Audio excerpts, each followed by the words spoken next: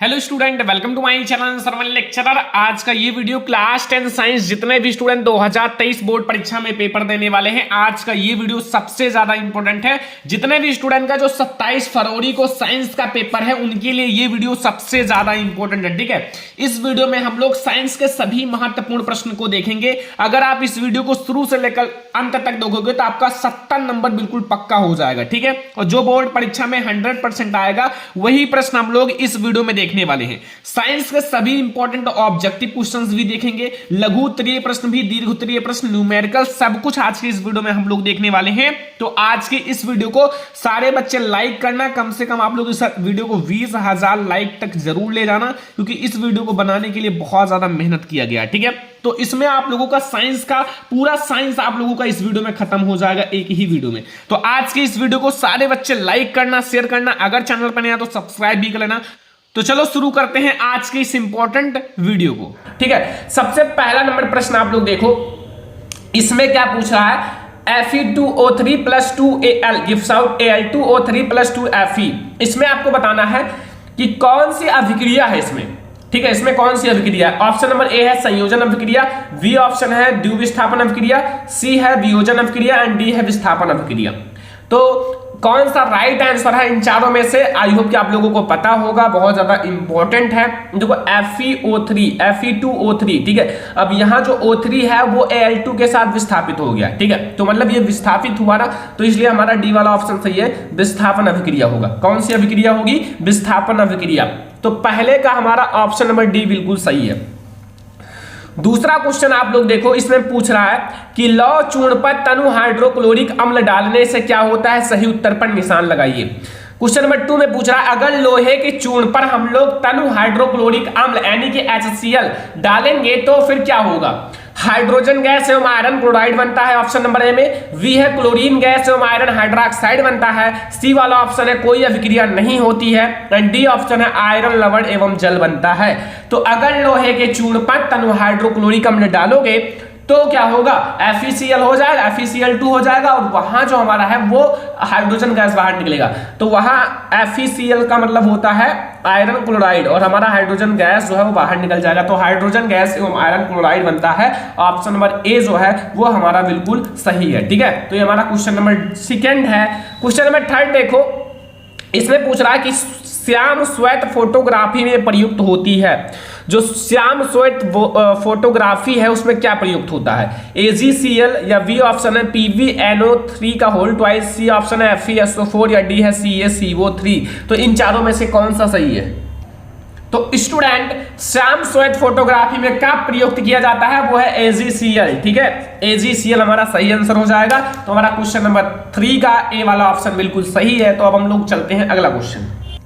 अगले क्वेश्चन में पूछ रहा है कि H2S विलयन का pH मान है। H2S विलयन का pH मान क्या होगा, या फिर इसको आप लोग कह सकते हो अम्लीय विलयन का pH मान क्या होता है, अम्लीय विलयन, या फिर H2SO4 का pH मान क्या होता है। ठीक है, HCl का pH मान क्या होता है। इस क्वेश्चन को आप बना सकते हो, क्योंकि ये आपका एक अम्ल है और अम्ल में आपका सारी चीजें हो जाती है। ठीक है, तो 0 होता है, या बी ऑप्शन है 7, या सी है 7 से कम, या डी है 7 से अधिक। तो H2S मतलब अम्लीय विलयन है, और इसका pH मान जो होता है, अम्लीय विलयन का pH मान वो सभी को पता होगा कि 7 से कम होता है, और 7 से जो अधिक होता है वो क्षारीय होता है। तो अम्लीय विलयन का मान 7 से कम रहेगा। ठीक है, 7 से कम रहेगा, याद रखना। हमारा क्वेश्चन नंबर 4 का ऑप्शन नंबर सी सही है।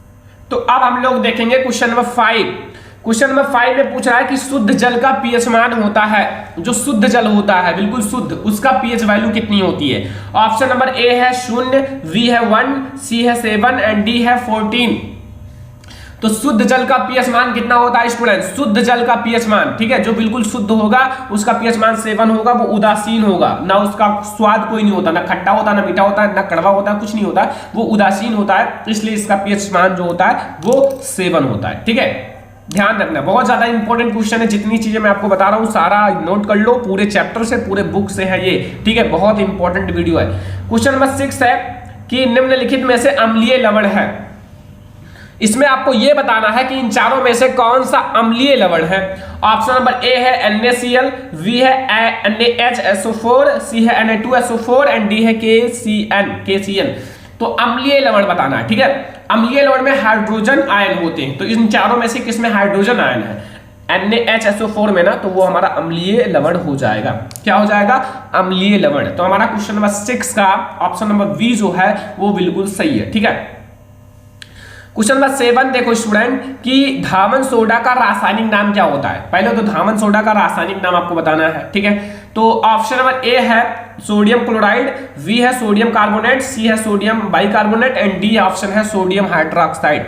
तो धामन सोडा का रासायनिक नाम क्या होता है स्टूडेंट, धामन सोडा का रासायनिक नाम सभी स्टूडेंट को पता होगा। ठीक है, तो धामन सोडा का जो रासायनिक नाम होता है स्टूडेंट वो होता है सोडियम कार्बोनेट। क्या होता है, सोडियम कार्बोनेट। ठीक है, तो अब आप लोग याद रखना कि धामन सोडा का जो रासायनिक नाम होगा वो सोडियम कार्बोनेट होगा। अब आप लोग ये कमेंट करना कि सोडियम बाइकार्बोनेट किसका रासायनिक नाम है, सोडियम बाइकार्बोनेट किसका रासायनिक नाम है, आप लोग कमेंट जरूर करना। ठीक है, तो ये हमारा क्वेश्चन नंबर 7। अब हम लोग देखेंगे क्वेश्चन नंबर 8। क्वेश्चन नंबर 8 में पूछ रहा है स्टूडेंट कि निम्नलिखित में से कौन सी धातु अम्ल में से हाइड्रोजन विस्थापित नहीं करती। इन चारों में से कौन सी धातु है जो अम्ल में से हाइड्रोजन विस्थापित नहीं कर पाती, विस्थापन करने की क्षमता नहीं होती है। ऑप्शन नंबर ए है Fe, बी है Zn, सी है Cu एंड डी है Mg। तो जो हाइड्रोजन के ऊपर स्थित होंगे वो हाइड्रोजन मतलब देखो जो मतलब हाइड्रोजन के ऊपर स्थित है वो विस्थापित कर लेंगे, और जो हाइड्रोजन के नीचे स्थित है वो अम्ल में से हाइड्रोजन विस्थापित नहीं कर पाएंगे। तो इन चारों में से जो कॉपर है ना, कॉपर वो क्या है, हाइड्रोजन के नीचे स्थित है। अब वो हाइड्रोजन के नीचे स्थित है इसलिए वो अम्ल में से हाइड्रोजन को विस्थापित नहीं कर पाएगा। ठीक है, समझ में आ गया ना। क्वेश्चन नंबर 8 बहुत ज्यादा आसान है, जितना क्वेश्चन बता रहा हूं आज नोट कर लो, शॉर्ट नोट्स बना लो, आप लोग मेहनत करो। ठीक है, अब हम लोग देखेंगे क्वेश्चन नंबर 9। क्वेश्चन नंबर 9 में क्या पूछ रहा है कि मैट में मुख्यतः होता है, जो मैट होता है मैट में मुख्यतः क्या होता है, FeS ऑप्शन नंबर ए है, V है Cu2S या C है Cu2S तथा FeS या D है Cu2S तथा Fe2S3। ठीक है, तो आप लोग बताओ कि इसमें क्या होता है, मैट में मुख्यतः होता है Cu2S तथा FeS। ठीक है, तो ये हमारा है क्वेश्चन नंबर 9। अब आ जाओ क्वेश्चन नंबर 10 पर। क्वेश्चन नंबर 10 में पूछ रहा है कि निम्नलिखित में युग्मों में से कौन सा युग्म प्रतिस्थापनीय अभिक्रिया देता है, मतलब निम्नलिखित में से कौन सा युग्म है जो प्रतिस्थापनीय अभिक्रिया देता है। ऑप्शन नंबर ए है सोडियम क्लोराइड विलयन एवं कॉपर धातु, जो सोडियम क्लोराइड विलयन होता है कॉपर धातु, या मैग्नीशियम क्लोराइड विलयन एवं एल्यूमिनियम धातु, या फेरस सल्फेट विलयन एवं कॉपर धातु, या डी ऑप्शन है सिल्वर नाइट्रेट विलयन एवं कॉपर धातु। तो निम्नलिखित में से कौन सा युग्म विस्थापनीय अभिक्रिया देता है, तो वो हमारा राइट आंसर होगा स्टूडेंट सिल्वर नाइट्रेट विलयन एवं कॉपर धातु, सिल्वर नाइट्रेट विलयन एवं कॉपर धातु। ये हमारा क्या देता है, एक प्रतिस्थापनीय अभिक्रिया देता है। ठीक है, प्रतिस्थापनीय अभिक्रिया देता है जो बहुत ज्यादा इंपॉर्टेंट है। ठीक है, अगला क्वेश्चन देखो, ये बहुत ज्यादा इंपॉर्टेंट है। निम्नलिखित में से किस यौगिक में कीटोनी समूह है या फिर कीटोन कर दो, कीटोन समूह है, कीटोन समूह आपको बताना है। ठीक है, ध्यान से समझो, कीटोन कर दो, कीटोन समूह उपस्थित है। ऑप्शन नंबर ए है H, फिर यहाँ सिंगल बॉन्ड, फिर C, फिर डबल बॉन्ड O, फिर H सिंगल बॉन्ड से, फिर CH3 सिंगल बॉन्ड C, फिर डबल बॉन्ड O, फिर single bond H। Option number C है CH3 सिंगल बॉन्ड C, फिर डबल बॉन्ड O, फिर सिंगल बॉन्ड OH। इसमें तो अलग OH समूह नहीं, O यहाँ जुड़ा है ना, COOH समूह है। एंड यहाँ फिर CH3 एंड फिर C है, फिर डबल बॉन्ड O, फिर CH3। ठीक है, अब यहां आपको यह बताना है स्टूडेंट कि इसमें से कीटोन समूह कौन सा है, कीटोन समूह। तो ध्यान से समझो, ये तो आपका COOH ग्रुप है, ये हमारा CO है और बगल बगल CH3 यानी कि एल्किल समूह जुड़ा हुआ है, तो ये हमारा डी वाला ऑप्शन बिल्कुल सही हो जाएगा। ये हमारा CO का मतलब होता है कीटोन समूह। क्या होता है, कीटोन समूह। ठीक है, तो इसलिए हमारा जो कीटोन ग्रुप है वो हमारा CH3 सिंगल बॉन्ड C, फिर डबल बॉन्ड O, फिर सिंगल बॉन्ड CH3 हो जाएगा। ये हमारा है क्वेश्चन नंबर 11। अब हम लोग देखेंगे क्वेश्चन नंबर 12। क्वेश्चन नंबर 12 देखो, एसिटिक अम्ल का IUPAC नेम है, जो एसिटिक अम्ल है उसका IUPAC नेम क्या होता है। ऑप्शन नंबर ए है एसिटिक अम्ल, बी है एथेनोइक अम्ल, सी है मेथेनोइक अम्ल, डी है प्रोपेनोइक अम्ल।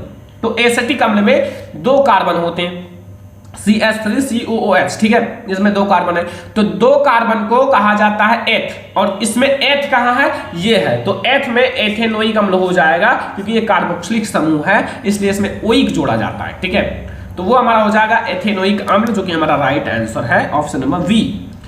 क्वेश्चन नंबर 13 देखो, एसिटिक अम्ल में कितने अम्लीय विस्थापनीय हाइड्रोजन परमाणु हैं? अम्लीय मतलब विस्थापनीय हाइड्रोजन परमाणु। ऑप्शन नंबर ए है 1, बी है 2, सी है 3 एंड डी है 4। तो इसका राइट आंसर क्या होगा? इसमें जो अम्लीय विस्थापनीय हाइड्रोजन परमाणु है स्टूडेंट, वो ओनली 1 है। ठीक है, ओनली 1 है। याद रखना, ये हमारा क्वेश्चन नंबर 13 है जो बोर्ड एग्जाम के लिए मोस्ट इंपॉर्टेंट है। ठीक है, तो ये आप लोग याद कर लो। क्वेश्चन नंबर 14 अब आप लोग देखो, एलआई विकर्ण संबंध दर्शाता है। एलआई किसके साथ विकर्ण संबंध दर्शाता है? एलआई ऑप्शन नंबर ए है Na के साथ यानी कि सोडियम के साथ, या बी है आपका K यानी कि पोटेशियम के साथ, या सी है एल्यूमिनियम के साथ, या डी है Mg यानी कि मैग्नीशियम के साथ। तो Li किसके साथ विकर्ण संबंध दर्शाता है? आप लोग याद रखना, जो Li है वो मैग्नीशियम के साथ विकर्ण संबंध दर्शाता है। किसके साथ? Mg के साथ, मैग्नीशियम के साथ Li जो लिथियम है वो विकर्ण संबंध दर्शाता है। ये हमारा है क्वेश्चन नंबर 14।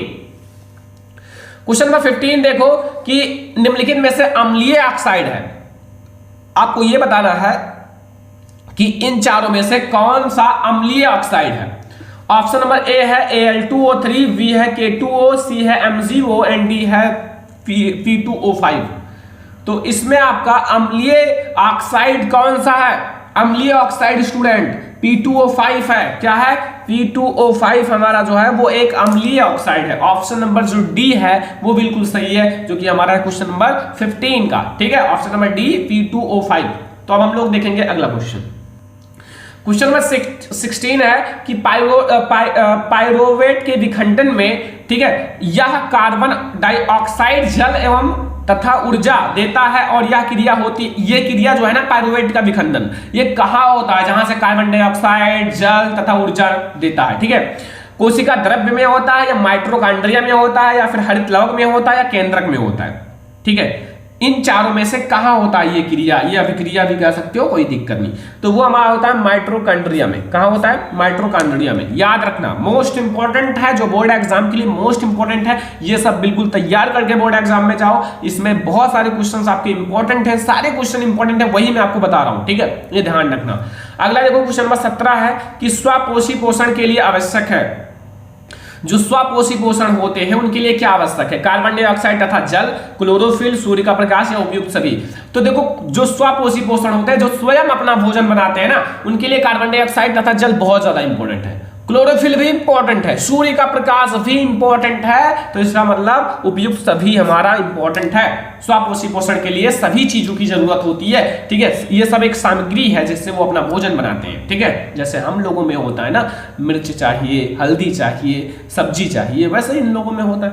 अगला देखो क्वेश्चन नंबर 18, निम्नलिखित में से मनुष्य की लार में पाया जाता है। जो लार होता है ना, जब खाते हो ना, तो वो जो भोजन को लुगदी बनाता है। ठीक है, टाइलिन पाया जाता है, या लाइसोजाइम पाया जाता है, या पेप्सिन पाया जाता है। टाइलिन व लाइसोजाइम दोनों।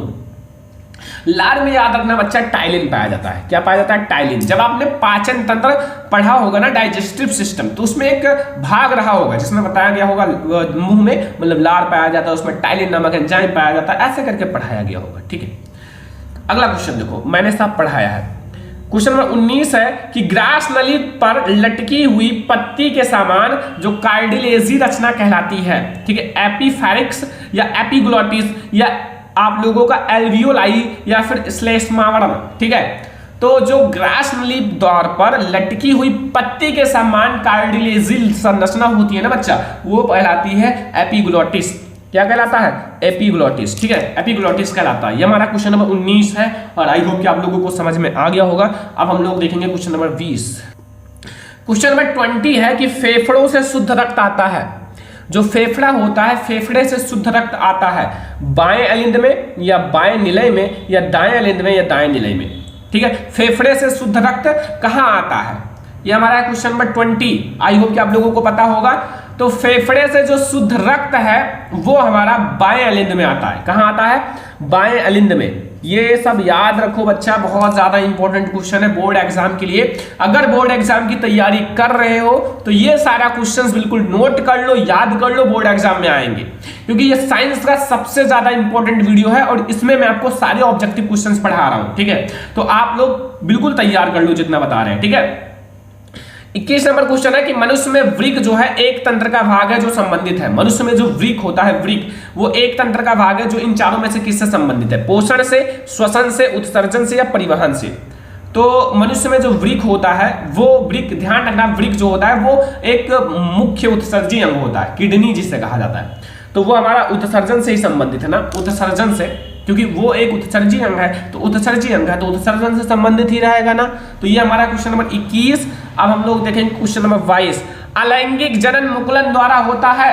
अलैंगिक जनन जो है वो मुकुलन द्वारा किसमें होता है? अमीबा में या फिर ईस्ट में या प्लाज्मोडियम में या लेशमीनिया में। अलैंगिक जनन मुकुलन द्वारा इन चारों में से किसमें होता है? ठीक है, अलैंगिक जनन मुकुलन द्वारा। तो अलैंगिक जनन जो मुकुलन द्वारा होता है वो ईस्ट में होता है। किसमें होता है? ईस्ट में। याद रखना, अलैंगिक जनन जो है वो मुकुलन के द्वारा ईस्ट में होता है। ठीक है, ये हमारा क्वेश्चन नंबर 22 है और आप लोग याद रखना, सारा क्वेश्चन बिल्कुल कंप्लीट कर लो। ठीक है, क्वेश्चन नंबर 23 है प्राग कोश में होते हैं। प्राग कोश में क्या होता है? वाहिदल, ठीक है, या फिर अंडाशय या अंडप या प्रागकण। देखो प्राग कोश के अंदर क्या होता है? एक नर जननांग है और नर जननांग में प्रागकण होता है। ठीक है, क्या होता है? प्रागकण। प्राग कोश के अंदर प्रागकण, प्राग है ना, तो ऐसे भी आप गेस कर सकते हो, प्राग कोश के अंदर प्रागकण होता है। ठीक है, ये हमारा क्वेश्चन नंबर 23 है और इसका ऑप्शन नंबर डी जो है वो बिल्कुल सही है। ठीक है, ये अब आप लोग देखेंगे क्वेश्चन नंबर 24। क्वेश्चन नंबर 24 देखो कि निषेचन के दौरान प्रागकण से निकलने वाली प्राग नलिका सामान्यतः किसके द्वारा बीजांड में प्रवेश करती है? ध्यान से पहले क्वेश्चन को समझो कि जब निषेचन के दौरान जो प्रागकण होता है, प्रागकण से निकलने वाली जो एक प्राग नलिका होती है, प्राग नलिका, ठीक है, ऐसे जो मतलब उसमें जो होता है ना, मतलब निषेचन के दौरान उसको मतलब एक पाइप के द्वारा प्राग नलिका सामान्यतः किसके द्वारा बीजांड में प्रवेश करती है? अंड्यावरण द्वारा, बीजांडकाय द्वारा, निभागी द्वारा या अंडद्वार द्वारा।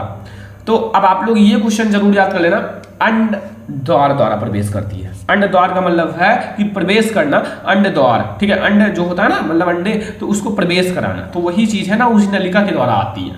तो ये हमारा है अंड द्वारा। ये हमारा क्वेश्चन नंबर 24 है। क्वेश्चन नंबर 25 है कि निषेचन के बाद पुष्प का कौन सा भाग फल में बदल जाता है? निषेचन के बाद पुष्प का कौन सा भाग है जो फल में बदल जाता है? पुंकेसर या फिर विहवर्तिका या अंडाशय या फिर बीजांड। तो निषेचन के बाद पुष्प का जो अंडाशय वाला भाग होता है, फूला हुआ भाग, वो जो है ना वो फल में बदल जाता है। किसमें बदल जाता है? फल में। ठीक है, तो ये हमारा क्वेश्चन नंबर 25 का ऑप्शन नंबर सी जो है वो बिल्कुल सही है। ठीक है, समझ में आ गया ना सारा क्वेश्चन। क्वेश्चन नंबर 26 देखो, समजात अंगों का उदाहरण है। समजात अंगों का उदाहरण है हमारा हाथ तथा कुत्ते का अग्रपाद, हमारे दांत तथा हाथी के दांत, आलू एवं घास के भूस्तरी या फिर उपयुक्त सभी। तो हमारा हाथ तथा कुत्ते का अग्रपाद अकॉर्डिंग टू समजात अंग है। ठीक है, मतलब वो एक जैसे दिखते हैं, समजात। ठीक है, हाथी के दांत हमारे दांत हैं तो दांत थी, तो वो भी एक दूसरे से तुलना की गई है। तो आप लोगों का उपयुक्त सभी हो जाएगा। क्या हो जाएगा? उपयुक्त सभी हमारा ऑप्शन नंबर 26 का राइट आंसर हो जाएगा। ठीक है, अगला क्वेश्चन देखें, क्वेश्चन नंबर 27 देखो, विकासीय दृष्टिकोण से हमारी किससे समानता की गई है, या विकासीय दृष्टिकोण से हमारी किससे अधिक समानता है? चीन के विद्यार्थी से या चिंपैंजी से या मकड़ी से या फिर जीवाणु से। तो विकासीय दृष्टिकोण से बताना है स्टूडेंट, विकासीय दृष्टिकोण से हमारी किससे अधिक समानता की गई है? तो वो हमारा है चिंपैंजी से। किससे? चिंपैंजी से विकासीय दृष्टिकोण से हमारी सबसे अधिक समानता की गई है। ठीक है, ये हमारा है क्वेश्चन नंबर 27 जो आप लोग याद रखना। ठीक है, सारा क्वेश्चन बिल्कुल कंप्लीट कर लो। जितना क्वेश्चन पढ़ाया जा रहा है वो सारे क्वेश्चन आपको याद करना है। ये बहुत ज्यादा इंपॉर्टेंट है ऑब्जेक्टिव क्वेश्चन का ये वीडियो। ठीक है, ऑब्जेक्टिव क्वेश्चन सारे हैं साइंस के। ठीक है, तो अब हम लोग देखेंगे 28 नंबर क्वेश्चन। 28 नंबर क्वेश्चन देखो कि एक उत्तल दर्पण की फोकस दूरी 10 सेंटीमीटर है, दर्पण की वक्रता त्रिज्या होगी। देखो फोकस दूरी आपकी दी हुई है 10 सेंटीमीटर, F बराबर R/2 पता है बच्चा, आप दिया हुआ है R याद करना, 2 से मल्टीप्लाई करो F में आ जाएगा, तो 10 है 20 कर दो, बस हो गया ना 20 सेंटीमीटर। तो मतलब इसका हमारा ऑप्शन नंबर कौन सा सही होगा? देखो यहां ध्यान से, 10 सेंटीमीटर है, 20 सेंटीमीटर, 30 सेंटीमीटर, 40 सेंटीमीटर। तो ऑप्शन नंबर बी हमारा सही है, 20 सेंटीमीटर सही हो जाएगा। ठीक है, क्योंकि हमें यहाँ आपको आर बताना था, वक्रता त्रिज्या। और याद रखना वक्रता त्रिज्या जो होती है ना, फोकस दूरी की दोगुनी होती है, और फोकस दूरी जो होता है ना, वक्रता त्रिज्या का आधा होता है। ये सब ट्रिक याद रखो, क्योंकि ये सब बहुत ज्यादा काम आएंगे, आप कम समय में अच्छे मार्क्स ला सकते हो। किसी दर्पण से आप चाहे कितनी भी दूरी पर खड़े हो, उसका प्रतिबिंब सदैव सीधा प्रतीत होता है, संभावता दर्पण है। कहता है किसी भी दर्पण, कोई ऐसा दर्पण बताओ, किसी दर्पण के आप चाहे जितनी दूरी पर खड़े हो, आपका जो है प्रतिबिंब वो सदैव सीधा प्रतीत होता है, तो वो संभावता कौन सा दर्पण होता है? केवल समतल दर्पण, केवल अवतल दर्पण, केवल आपका उत्तल दर्पण, या फिर समतल अथवा उत्तल दोनों। देखो उत्तल दर्पण का अगर आप प्राकृति देखोगे तो उसमें सदैव आभासी प्रतिबिंब बनता है तथा सीधा बनता है। अवतल दर्पण में केवल उल्टा वास्तविक बनता है। तो ये हमारा समतल भी सही है, समतल तो ऑटोमेटिक समतल है, उसपे तो कोई दिक्कत नहीं, ना उल्टा बनेगा, जैसा रहोगे वैसे दिखाई देगा। ठीक है, तो ये हमारा है समतल अथवा उत्तल दोनों। क्वेश्चन नंबर 30 देखो कि किसी गोलीय दर्पण तथा किसी पतले गोलीय लेंस दोनों की फोकस दूरियां -15 सेंटीमीटर है, दर्पण तथा लेंस समावता होगा। मतलब दोनों की फोकस दूरियां -15 सेंटीमीटर माइनस में है, तो दोनों अवतल होंगे, लेंस और वो दोनों बताना है। दोनों उत्तल होंगे, या दर्पण अवतल तथा लेंस उत्तल होगा, या दर्पण उत्तल तथा लेंस अवतल होगा। तो इसका राइट आंसर क्या होगा क्वेश्चन नंबर 30 का? दोनों अवतल होंगे स्टूडेंट, चाहे लेंस हो चाहे दर्पण हो, क्योंकि दोनों में माइनस में होती है फोकस दूरियां, चाहे लेंस हो चाहे दर्पण हो, और अवतल दर्पण की अवतल लेंस की बात कर रहा हूं। ठीक है, तो ये हमारा क्वेश्चन नंबर 30 है, और आई होप कि आपको सारा क्वेश्चन समझ में आ रहा होगा। सारे क्वेश्चन आप नोट कर रहे होंगे, रिवीजन करोगे, याद करोगे सारा। ठीक है, ये सारे रिपीटेड क्वेश्चन है, बोर्ड एग्जाम में आएंगे ही आएंगे। ठीक है, तो चलो हम लोग देखते हैं अगला क्वेश्चन। क्वेश्चन नंबर 31 देखो, 31। स्वस्थ आंख के लिए अस्पष्ट दृष्टि की न्यूनतम दूरी होती है। स्वस्थ आंख, जिसका आंख बिल्कुल अच्छा है, उनके आंख के लिए अस्पष्ट दृष्टि की न्यूनतम दूरी होगी 25 सेंटीमीटर या 50 सेंटीमीटर या 100 सेंटीमीटर या इनफाइनाइट। तो स्वस्थ आंख के लिए अस्पष्ट दृष्टि की न्यूनतम दूरी जो होती है, अगर हाईएस्ट पूछा जाए तो वो इनफाइनाइट होता है, लेकिन अगर सबसे न्यूनतम पूछा जाए तो वो हमारा 25 सेंटीमीटर होता है। 25 सेंटीमीटर करेक्ट आंसर। ठीक है, ये क्वेश्चन याद रखना बोर्ड एग्जाम के लिए, जितना क्वेश्चन करा रहा हूं सब याद रखो। ठीक है, 32 नंबर क्वेश्चन है, अभिनेत्र लेंस की फोकस दूरी में परिवर्तन किया जाता है पुतली द्वारा, दृष्टिपटल द्वारा, पश्चिमाभि द्वारा, परितारिका द्वारा। तो अभिनेत्र लेंस की जो फोकस दूरी में परिवर्तन है वो किसके द्वारा किया जाता है? पश्चिमाभि द्वारा। किसके द्वारा? पश्चिमाभि द्वारा। पश्चिमाभि द्वारा, याद रखना। क्वेश्चन नंबर 32 है, 32 नंबर क्वेश्चन। क्वेश्चन नंबर 33 कि चंद्रमा से देखने पर आकाश दिखाई देता है। चंद्रमा से अगर आप आकाश को देखोगे ना तो वो कैसा दिखाई देता है? ऑप्शन नंबर ए है बैगनी, या बी है नीला, या सी है काला, या सफेद। तो अगर आप चंद्रमा से आकाश देखोगे ना तो कैसा दिखाई देगा? काला दिखाई देगा। क्यों? क्योंकि वहां से ना, मतलब वो चीज आप देखोगे तो ऐसा ही दिखाई देगा, यही कलर दिखाई देगा, ब्लैक। ठीक है, 34 नंबर क्वेश्चन देखो कि एक प्रोटॉन पर विद्युत आवेश की मात्रा होती है। एक प्रोटॉन पर विद्युत आवेश की मात्रा कितनी होती है? प्रोटॉन पर बताना है। ठीक है, प्रोटॉन पर विद्युत आवेश की मात्रा बताना है। 1.1 × 10⁻⁻19 कूलम, 6.25 × 10⁻+19 कूलम, या सी है 1.6 × 10⁻19 कूलम, एंड डी है 1.6 × 10⁻⁻19 कूलम। तो एक बात याद रखना, चाहे इलेक्ट्रॉन हो चाहे प्रोटॉन हो, उस पर आवेश जो होता है, इलेक्ट्रॉन और प्रोटॉन दोनों पर जो चार्ज होता है ना, आवेश, वो एक जैसा होता है। 1.6 × 10⁻⁻19 कूलम करेक्ट आंसर हो जाएगा क्वेश्चन नंबर 34 का। ठीक है, अब हम लोग देखेंगे 35 क्वेश्चन। 35 नंबर क्वेश्चन देखो कि प्रतिरोध का मात्रक होता है, ये तो सभी बच्चे को पता होगा, प्रतिरोध का मात्रक ओम होता है, या ओम प्रति मीटर, या ओम मीटर, या मीटर प्रति ओम। तो प्रतिरोध का मात्रक ओम होता है। क्या होता है? ओम। ठीक है, प्रतिरोध का मात्रक ओम होता है, याद रखना। अगला देखो कि प्रतिरोध R के किसी तार के टुकड़े को 5 बराबर भागों में काटा जाता है। इन टुकड़ों को फिर 500 क्रम, मतलब श्रेणी क्रम में संयोजित किया जाता है। यदि संयोजन का तुल्य प्रतिरोध R हो तो R/R अनुपात का मान होगा। देखो 5 है ना, तो 5 प्रतिरोध है, तो मतलब इसको काट दिया गया तो 25 हो जाएगा ना। ऑप्शन नंबर डी है 25 सही हो जाएगा। 25 तो स्टूडेंट 25 जो है ना वो सही हो जाएगा, आर डैश की जो वैल्यू आएगी वो 25। ठीक है, अगला क्वेश्चन देखते हैं। क्वेश्चन नंबर हमारा 37, विद्युत ऊर्जा की इकाई का मात्रक होता है। विद्युत ऊर्जा की इकाई का मात्रक वाट होता है या किलोवाट प्रति घंटा या किलोवाट घंटा। तो विद्युत ऊर्जा की इकाई का जो मात्रक होता है वो होता है किलोवाट घंटा। क्या होता है? किलोवाट घंटा। ठीक है, ये हमारा क्वेश्चन नंबर 37 है। 37 अब हम लोग देखेंगे 38। क्वेश्चन नंबर 38 देखो कि किसी विद्युत बल्ब का अनुतमांक जो है वो 220 वोल्ट है और 100 वाट है। ठीक है, जब इसे 110 वोल्ट पर प्रचलित करने पर इसके द्वारा उपभुक्त शक्ति कितनी होगी? इसके लिए एक फार्मूला होता है जो मैं आपको बता दूंगा, उससे लगा लेना, आपका हो जाएगा। तो वो 50 वाट आपका आंसर आएगा, 50 वाट। ठीक है, क्वेश्चन नंबर 39, एक गतिमान आवेशित कण उत्पन्न करता है। अगर एक गतिमान आवेशित कण है तो वो क्या उत्पन्न करेगा? चुंबकीय क्षेत्र केवल, या केवल विद्युत क्षेत्र, या चुंबकीय और विद्युत क्षेत्र होंगे, उनमें से कोई नहीं। देखो बच्चा, अगर गतिमान आवेशित कण को आप चुंबकीय क्षेत्र में रखोगे तो चुंबकीय क्षेत्र उत्पन्न करेगा, विद्युत क्षेत्र में रखोगे तो विद्युत क्षेत्र उत्पन्न करेगा। कोई किसी से दुश्मनी तो है नहीं, तो हमारा विद्युत क्षेत्र व चुंबकीय क्षेत्र दोनों हो जाएगा। ठीक है, समझ में आ गया ना? अगला 40 नंबर क्वेश्चन कि विद्युत धारा उत्पन्न करने की युक्ति है। तो विद्युत धारा उत्पन्न करने की जो युक्ति है स्टूडेंट वो है जनित्र। क्या है? जनित्र।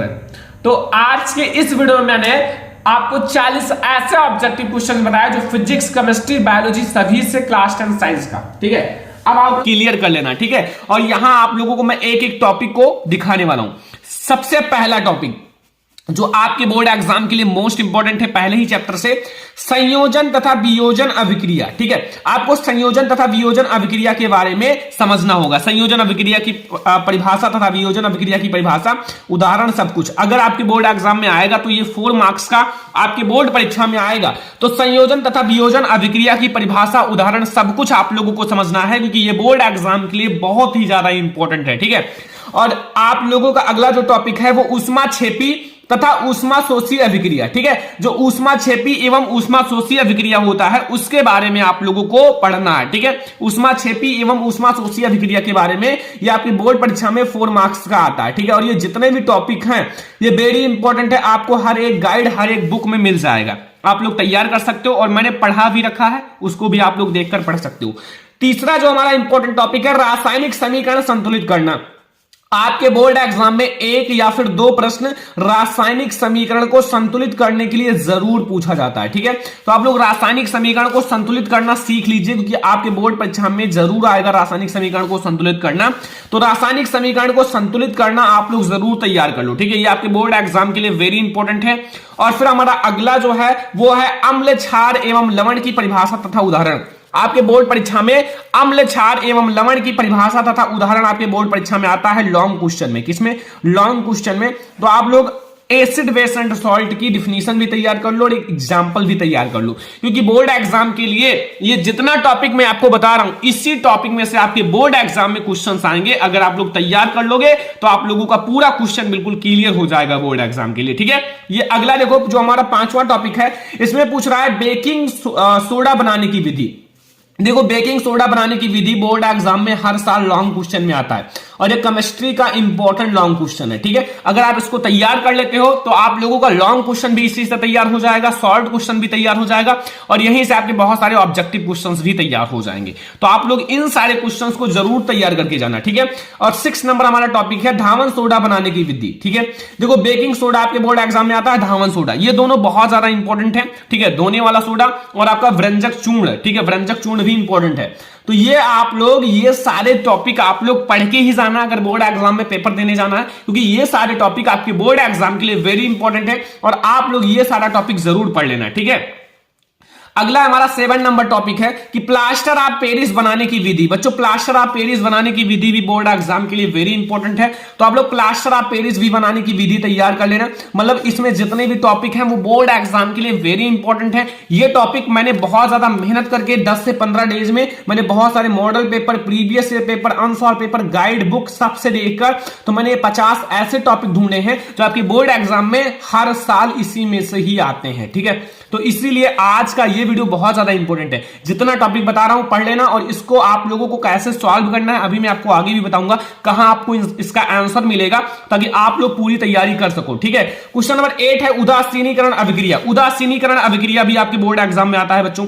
उदासीनीकरण अभिक्रिया मतलब एसिड एंड बेस में प्लस बेस की रिएक्शन। ठीक है, और आप लोगों को साल्ट मिलेगा, साल्ट एंड प्लस वाटर मिलेगा। ठीक है, यानी कि अम्ल और क्षार आपस में अभिक्रिया करेंगी तो हमें लवण तथा जल मिलेगा। तो ये रिएक्शन के द्वारा आप बता सकते हो कि अम्ल और क्षार आपस में अभिक्रिया करती है तो लवण तथा जल मिलता है, इसी को उदासीनीकरण अभिक्रिया कहते हैं। ठीक है, तो उदासीनीकरण अभिक्रिया भी तैयार कर लेना। मतलब जितना टॉपिक बता रहा हूं बिल्कुल आप लिख लो एक कॉपी में, शॉर्ट नोट्स में, और आप लोगों को इन सारे टॉपिक को आपको कम से कम 10 दिन में तैयार करना होगा। ठीक है, आप एक डोज बना लो, हमें एक दिन में 5 से 6 टॉपिक तैयार करना है, फिर आपका सारा टॉपिक तैयार हो जाएगा। फिर आप लोग जब इस सब को तैयार कर लोगे तो आप अगर model paper, previous year paper, इन सारे को सॉल्व करोगे तो आपको पता चलेगा कि यार एक भी क्वेश्चन मेरा छूटा नहीं है। ठीक है, तो आप लोग कोशिश करना सारे टॉपिक तैयार कर लेना। ठीक है, 9 नंबर टॉपिक है धातु एवं अधातु के बारे में। बच्चों धातु और अधातु की परिभाषा, उदाहरण, ये सारा तैयार कर लो। भौतिक गुणधर्म, रासायनिक गुणधर्म, क्योंकि आपके बोर्ड एग्जाम में धातु एवं अधातु से रिलेटेड क्वेश्चंस आते ही आते हैं। पहचानने के लिए आ जाता है निम्न में से धातु है, निम्न में से अधातु है, तो इन सारे को तैयार करना ही करना होगा। ठीक है, अगला देखो स्टूडेंट, क्वेश्चन नंबर 10 है, या फिर आप लोगों का 10वां टॉपिक है विद्युत रासायनिक श्रेणी। बच्चों विद्युत रासायनिक श्रेणी बहुत ही ज्यादा इंपॉर्टेंट है 4 नंबर के क्वेश्चन के लिए, आपके बोर्ड एग्जाम के लिए वेरी इंपॉर्टेंट है विद्युत रासायनिक श्रेणी। और इसी से आप लोगों को पता चलता है कि अम्ल में से हाइड्रोजन विस्थापित कर पाएंगे, कौन कौन से तत्व नहीं कर पाएंगे, कौन कौन से धातु कर पाएंगे। तो ये बहुत ज्यादा इंपॉर्टेंट है, आप लोग बच्चों तैयार करके ही जाना, इससे आपके रिएक्शंस भी बोर्ड एग्जाम में बनते हैं। तो आप लोग ये जरूर तैयार कर लेना विद्युत रासायनिक श्रेणी। मैंने सबको पढ़ा रखा है, 1 शॉर्ट हर एक चैप्टर का बना है। 1 शॉर्ट, अगर आप 1 शॉर्ट देखोगे तो ज्यादा से ज्यादा 20 से 30 से 40 मिनट में आपका एक चैप्टर खत्म हो जाएगा और आपका ये सारे टॉपिक क्लियर हो जाएंगे। ठीक है, बस आपको मेहनत करना होगा, बोर्ड एग्जाम नजदीक है, आपको 10 से 12 घंटे पढ़ाई करना होगा, क्योंकि जितना ज्यादा पढ़ लोगे उतना ही ज्यादा अच्छा है बोर्ड एग्जाम के लिए। ठीक है, अगला है संतृप्त तथा असंतृप्त हाइड्रोकार्बन। बच्चों संतृप्त तथा असंतृप्त हाइड्रोकार्बन को पता होगा, जिसमें सिंगल बांड होता है वो संतृप्त होता है, जिसमें डबल बांड और ट्रिपल बांड होता है वो असंतृप्त होता है। ठीक है, इसको मैंने पढ़ा रखा है कार्बन तथा उनके यौगिक चैप्टर में, तो अगर आपने नहीं पढ़ा है पढ़ लो। ठीक है, अभी आप लोगों के पास समय है। ठीक है, अब हमारा आ जाता है समजातीय श्रेणी या सजातीय श्रेणी। समजातीय श्रेणी या सजातीय श्रेणी कह सकते हो। ठीक है, तो ये भी बहुत ही ज्यादा इंपॉर्टेंट है, तो इसको भी आप लोगों को तैयार कर लेना। हर एक चैप्टर का, पूरे बुक का मैं आप लोगों को टॉपिक बता रहा हूं। ठीक है, पूरे बुक का, एक भी आपके चैप्टर का छूटा नहीं है। ठीक है, अगला है 13 नंबर टॉपिक आईयूपीएससी का नामकरण। बच्चों आईयूपीएससी का नामकरण तो आपके बोर्ड एग्जाम में 2 मार्क्स का फिक्स ही रहता है, ये तो हर साल आपको पता है 2 मार्क्स का आईयूपीएससी आता ही है। तो 2 मार्क्स आपको फिक्स करने के लिए थोड़ा सा आप लोग पढ़ लेना एल्केन के बारे में। ठीक है, और एल्कीन के बारे में, एल्काइन के बारे में, एल्कोहल के बारे में, ये 2 आपके कुछ इंपॉर्टेंट समूह है जिनको पढ़ लेना। मैंने पढ़ा रखा है आईयूपीएससी का नामकरण, पढ़ लेना, मैंने पढ़ा रखा है, उन सारे वीडियोज को आप देखना, तो फिर आप लोगों को बहुत आसान लगेगा। कुछ नहीं है आईयूपीएससी में। क्वेश्चन नंबर 14 है आप लोगों का कि साबुनीकरण अभिक्रिया, ये हमारा 14 नंबर टॉपिक है साबुनीकरण अभिक्रिया। देखो आता है बच्चों साबुनीकरण अभिक्रिया पर टिप्पणी लिखिए, टिप्पणी लिखने के लिए। ठीक है, टिप्पणी लिखने के लिए आपके साबुनीकरण आता है और एस्टरीकरण भी आता है बच्चों, एस्टरीकरण भी आता है, समजातीय श्रेणी भी आता है, सजातीय श्रेणी भी आता है, सक्रियता श्रेणी भी आता है। तो मतलब ये सारे टिप्पणी करने के लिए बहुत ज्यादा आते हैं। ठीक है, जैसे आपका साबुनीकरण है, एस्टरीकरण है, ये जरूर आते हैं, मतलब टिप्पणी करने के लिए आएगा ही आएगा, क्योंकि ये सारे आपके इसी के लिए ही जाने जाते हैं। ठीक है, तो आप लोग तैयार कर लेना। ये हमारा 15 नंबर टॉपिक है और आई होप कि आप लोग 15 नंबर टॉपिक तक बिल्कुल समझ में आ गया होगा, कोई भी दिक्कत नहीं होगा। अगला है हमारा बच्चों क्वेश्चन नंबर, आपका अगला टॉपिक है 16 नंबर मेंडलीव की आवर्त सारणी। मेंडलीव की आवर्त सारणी के लाभ भी पूछ लेता है और हानि भी पूछ लेता है, और मेंडलीव की आवर्त सारणी का नियम भी पूछ लेता है। मतलब हर एक चीज तैयार रखना है, क्योंकि बोर्ड एग्जाम में हर एक टाइप का क्वेश्चन आता है। ठीक है, तो जो मैं टॉपिक बता रहा हूं उससे रिलेटेड हर एक चीज तैयार रखना। जो हमारा 17 नंबर टॉपिक है वो है दीर्घाकार आवर्त सारणी। इनकी बच्चों विशेषता ही पूछता है, दीर्घाकार आवर्त सारणी की विशेषता ही पूछता है, तो दीर्घाकार आवर्त सारणी की विशेषता तैयार करना, आपका ये क्वेश्चन बिल्कुल क्लियर हो जाएगा ये टॉपिक। ठीक है, समझ में आ रहा ना, 17 नंबर टॉपिक तक समझ में आ गया। 18 नंबर टॉपिक है पाचन तंत्र का सचित्र वर्णन। बच्चों जैव पराक्रम चैप्टर आप 1 सॉल्ट का देख लो हमारा, और उसमें आपको पाचन तंत्र मिल जाएगा। उसमें पूरा आप लोगों को डायग्राम के साथ समझाया गया है बच्चों, ताकि आप लोगों का पूरा वो पाचन तंत्र समझ में आ जाए। ठीक है, एक भी टॉपिक उसमें छूटा नहीं है, और वैसे ही आप लोग बोर्ड एग्जाम में लिख कर आना। श्वसन तंत्र को भी उसी में पढ़ाया गया है, श्वसन तंत्र, पाचन तंत्र, इन सबको चित्र सहित पढ़ाया गया, ठीक है, बनाकर अच्छे से चित्र सहित पढ़ाया गया। तो आप लोग इन सारे को समझने के लिए वो वीडियो देखो, आपको मिल जाएगा। और मैंने पढ़ा भी रखा है अलग से भी, पाचन तंत्र, श्वसन तंत्र, उत्सर्जन तंत्र, इन सारे को पढ़ा रखा है। और ये सारे बोर्ड एग्जाम में बायोलॉजी का सबसे ज्यादा इंपॉर्टेंट टॉपिक है। तो आप लोग इन सारे को तैयार करके जाना बोर्ड एग्जाम में। ये हमारा 19 नंबर टॉपिक है। तो स्टूडेंट हमारा 20 नंबर टॉपिक है कि उत्सर्जन तंत्र। उत्सर्जन तंत्र को भी आपको चित्र सहित ही समझाना है, ताकि बोर्ड एग्जाम में जब एग्जामिनर कॉपी चेक करे तो चित्र को ही देखकर आपको 3 मार्क्स दे दे, और पढ़े जो आप लिखोगे उसको देखकर देगा, ठीक है, क्योंकि फिगर इंपॉर्टेंट होता है। फिगर में ही सारा चीज एग्जामिनर समझ जाता है कि बच्चा कैसा पढ़ा है, ठीक है। और ये आपके बोर्ड एग्जाम के लिए वेरी इंपॉर्टेंट टॉपिक भी है, तो थोड़ा सा फोकस करना ध्यान से। लैंगिक जनन, लैंगिक जनन आपके बोर्ड एग्जाम में आता है, लैंगिक जनन और अलैंगिक जनन, ठीक है। ये भी आपके बोर्ड एग्जाम में अलैंगिक जनन भी आता है। लैंगिक जनन और अलैंगिक जनन ये दोनों आपके बोर्ड एग्जाम में आ सकते हैं, लेकिन अगर ये नहीं आएगा तो आपके बोर्ड एग्जाम में इससे जो भाग होते हैं इनके, मुकुलन एंड आपको बहुत सारे लैंगिक जनन में जैसे नर जनन तंत्र, मादा जनन तंत्र, इनके रिलेटेड आ सकते हैं, ठीक है। तो आप लोग इन सबको क्लियर रखना, सारी चीज आप लोग क्लियर रखो, ठीक है। अगला है परागण। परागण बोर्ड एग्जाम में आता है बच्चों। परागण के प्रकार भी आपके बोर्ड एग्जाम में आता है, जैसे स्वपरागण आप लोगों ने देखा होगा, एंड परपरागण। ये बच्चों आपके बोर्ड एग्जाम के लिए स्वपरागण, परपरागण बहुत ज्यादा इंपॉर्टेंट है, बोर्ड एग्जाम में आते ही आते हैं। कभी कभी इन दोनों में अंतर भी पूछ लेता है, तो ऐसा ना हो, सारी चीजें तैयार रखना, क्योंकि ये मैंने ऑलरेडी बता रखा है सारी चीजें। और अब आप लोग इसमें बताना कि आप लोगों को कितना टॉपिक याद है, बिल्कुल आपको कितना % टॉपिक याद है। और जो टॉपिक आपको बहुत हार्ड लगे कमेंट कर देना, उसका वीडियो मैं तुरंत बना दूंगा, ठीक है। केवल आप लोग पढ़ाई करो ध्यान से 90% गोल के साथ, और आप लोग बोर्ड एग्जाम में 90% लाओगे भी अगर अच्छे से पढ़ाई करोगे, ठीक है, थोड़ा सा मेहनत करोगे। अगला हमारा है बच्चों, जो हमारा 24 नंबर टॉपिक है वो है पुष्प की संरचना, ठीक है। पुष्प की संरचना अभी मैंने कुछ दिन पहले ही पढ़ाया था। पुष्प की संरचना में 4 भाग मैंने बताया था, ठीक है, उसको आप लोग देख लेना। मैंने इंपॉर्टेंट क्वेश्चन में पढ़ा रखा है, या फिर आप लोगों को चैप्टर में भी पढ़ा रखा है। नर तथा मादा जनन तंत्र बच्चों, नर तथा मादा जनन तंत्र, देखो नर जनन तंत्र अलग भी आ सकता है और मादा जनन तंत्र अलग ही आएगा। अगर आएगा तो 4 नंबर में जरूर आएगा, ठीक है, लॉन्ग में भी आ जाता है। तो इसलिए आप लोग तैयार रखना, मॉडल पेपर में देखा होगा नर जनन तंत्र बोर्ड एग्जाम में पूछा गया है, ठीक है, तो तैयार रखो। 25 नंबर टॉपिक ये हमारा है। एंड हमारा अगला जो टॉपिक है 26 नंबर, डीएनए तथा आरएनए में अंतर। ये हमारा इंपॉर्टेंट टॉपिक है, अंतर आएगा, ठीक है, एक ना एक जरूर आएगा। डीएनए, आरएनए, धमनी तथा सिरा, किसी का भी आ सकता है, ठीक है। तो ये हमारा डीएनए तथा आरएनए में अंतर मैंने लिख दिया है, आप लोग इसको देख लेना, ठीक है। और आप लोगों की बुक में भी है और मैंने पढ़ा भी रखा है डीएनए तथा आरएनए में अंतर, क्योंकि बहुत ज्यादा इंपॉर्टेंट है। अगला ये हमारा बहुत ज्यादा इंपॉर्टेंट लॉन्ग क्वेश्चन के लिए जाना जाता है। बायोलॉजी में हर साल ये लॉन्ग क्वेश्चन आता है। मेंडल के आनुवंशिकता का नियम, जो मेंडल के आनुवंशिकता का नियम है बच्चों, जो मेंडल ने 3 नियम दिया था, प्रभाविता का नियम, पृथक्करण का नियम, स्वतंत्र अभिगमन का नियम, ये जो 3 नियम मेंडल ने दिए थे, इनको आपको अच्छे से समझाना है, अच्छे से समझाना है, ताकि आप लोग बोर्ड एग्जाम में जब लिखने के लिए जाओ तो ज्यादा टाइम ना वेस्ट हो, और आप लोग इन तीनों को बिल्कुल क्लियर रखो। मैंने पढ़ा रखा है मेंडल के नियम तीनों एक ही वीडियो में, ठीक है, तो उसको देखना।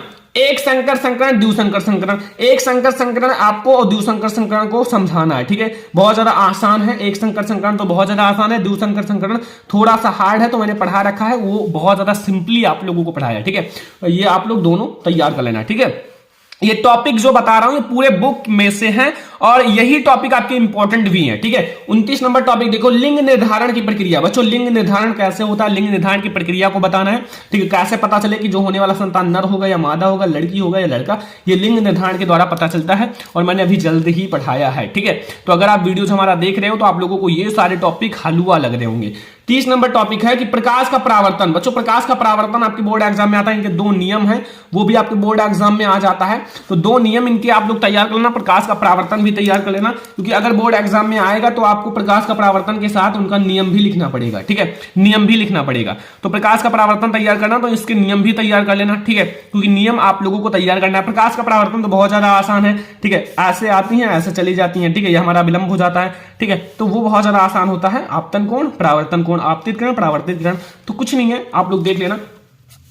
अवतल दर्पण तथा उत्तल दर्पण प्रतिबिंब का निर्माण, ठीक है, जो हमारा अवतल दर्पण होता है और उत्तल दर्पण होता है, इसके द्वारा जो प्रतिबिंब का निर्माण होता है, प्रतिबिंब बनता है, इसकी 6 स्थितियां होती हैं, इनकी 2 स्थितियां होती हैं, ठीक है, तो उसको तैयार करना। इसमें से एक जरूर आएगा स्थिति, हर एक साल आता ही आता है, ठीक है।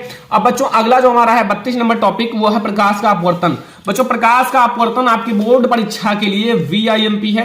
परावर्तन अपवर्तन ये सारा आपके लघु उत्तरीय प्रश्न में आते ही आते हैं, तो आप लोग इसको भी तैयार कर लेना। प्रकाश का परावर्तन और प्रकाश का अपवर्तन ये दोनों टॉपिक आप लोग तैयार रखो। अगर बोर्ड एग्जाम में आए तुरंत लिख कर आना, छोड़कर नहीं आना है, इसलिए मैंने पहले ही बता रखा है, ठीक है। और अगला है लेंस से प्रतिबिंब निर्माण। जो लेंस से प्रतिबिंब निर्माण होता है, जैसे उत्तल लेंस, अवतल लेंस, इससे जो प्रतिबिंब का निर्माण होता है, ज्यादा नहीं, इसमें छोटे छोटे हुए हैं, उसको आप तैयार कर लेना, ठीक है। समझ में आ रहा है ना। लेंस की क्षमता दो आप लोगों का 2 लाइन का डिफिनीशन है लेंस की क्षमता, उसको तैयार कर लेना और ध्यान से फॉर्मूला भी इसका तैयार कर लेना, ठीक है। अगला है बच्चों 35 नंबर टॉपिक निकट दृष्टि दोष। जो निकट दृष्टि दोष होता है बच्चों, निकट दृष्टि दोष आप लोगों को पता होगा, निकट दृष्टि दोष और दूर दृष्टि दोष, ये दोनों टॉपिक आपके बोर्ड एग्जाम में लघु उत्तरीय प्रश्न के लिए बहुत ज्यादा वायरल हैं, ठीक है। आप लोग इसमें से एक जरूर फिजिक्स में देखने को मिलेगा, निकट दृष्टि दोष या फिर दूर दृष्टि दोष, कोई एक जरूर देखने को मिलेगा।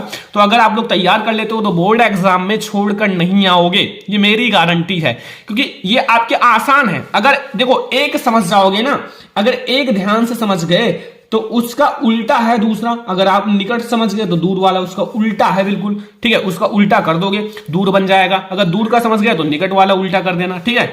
अब बच्चों अगला जो हमारा है मानव नेत्र का सचित्र वर्णन। बच्चों मानव नेत्र का सचित्र वर्णन, पहले तो आपको चित्र को बनाना होगा अच्छे से, जो कि आप लोगों को मैंने बनवा रखा है, ठीक है। चित्र को बनाओ मानव नेत्र का चित्र बनाने के बाद सारे भाग को आप अच्छे से दर्शा देना, और उसमें जो भाग है रेटिना, कार्निया, दृष्टिपटल, इन सबको थोड़ा थोड़ा करके डिफिनेशन दे दो, ठीक है, परिभाषा दे दो, ताकि आप लोगों को जब एग्जामिनर कॉपी चेक करे तो लगे हाँ बच्चे ने अच्छे से मेहनत किया है, कोई प्रॉब्लम नहीं है, ठीक है। तो मानव नेत्र का सचित्र वर्णन आप लोगों को करना है, चित्र के साथ अच्छे से वर्णन करना है, ताकि आप लोग बहुत अच्छे मार्क्स ला सको। 38 नंबर क्वेश्चन है या टॉपिक है ओम का नियम। बच्चों ओम का नियम आप लोगों को मैंने पढ़ा भी रखा है, ओम का नियम का सत्यापन भी पढ़ा रखा है, ओम का नियम का। और डिफिनीशन तो बहुत ज्यादा आसान है, 2 लाइन का आप लोगों का ओम का नियम का डिफिनीशन है, ज्यादा इंपॉर्टेंट सत्यापन है। अगर लॉन्ग में आएगा तो साथ में बच्चों सत्यापन जरूर आएगा, ये सत्यापन जरूर आएगा, ठीक है। अगर ओम का नियम आएगा तो साथ में सत्यापन आएगा और लॉन्ग क्वेश्चन में आएगा। अगर सत्यापन नहीं आएगा तो आपका शॉर्ट क्वेश्चन में आएगा, ये ध्यान रखना, ठीक है। अगला है बच्चों 39 नंबर टॉपिक विद्युत धारा के बारे में। बच्चों विद्युत धारा के बारे में तो सारे लोगों को पता होगा, काफी आसान सा है। विद्युत धारा का डिफिनीशन लिखो और I बराबर Q/T या फिर V बराबर IR, यहां से भी एक आप लोग बना सकते हो, I बराबर V/R, ठीक है, या फिर Q बराबर I/T या फिर I बराबर Q/T। ये मतलब धारा के आप कई सारे फार्मूलाज हैं, ठीक है, न्यूमेरिकल लगाने के लिए ये सारे काम आते हैं। और अगला देखो बच्चों हमारा विशिष्ट प्रतिरोध के बारे में बताना, रो, ठीक है।